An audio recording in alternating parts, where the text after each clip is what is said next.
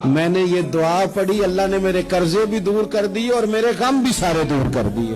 حضرت ابو امامہ رضی اللہ تعالیٰ عنہ انصاری صحابی ہیں، فرماتے ہیں میں بڑا پریشان تھا اور مسجد میں بیٹھا تھا۔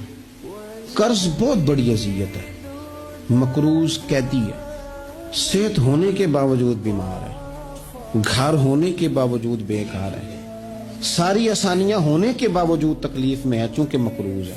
قربان جائیں، نبی کریم علیہ السلام تشریف لائے اور محبوب کے میٹھے اور مد بھرے جملے، کک سواد نہیں مشری اندر، اسی کھنڈا بھی چک ڈٹھیاں، انہاں ساریاں شیواں نالوں گلاں سجن دیاں مٹھیاں۔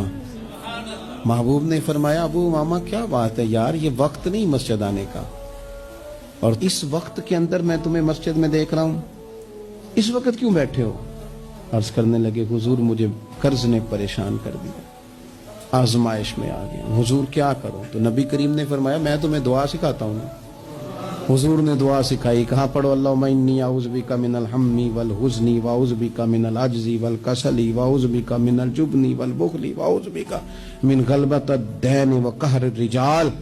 فرمائے اس دعا کو پڑھا کرو، اللہ خیر کر دے گا۔ حضرت ابو امامہ فرماتے ہیں لوگوں میں نے یہ دعا پڑھی، میرے نصیب دیکھو، پڑھی میں نے پر سیکھی میں نے ڈائریکٹ حضور سے۔ میں نے یہ دعا پڑھی، اللہ نے میرے قرضے بھی دور کر دیے اور میرے غم بھی سارے دور کر دیے۔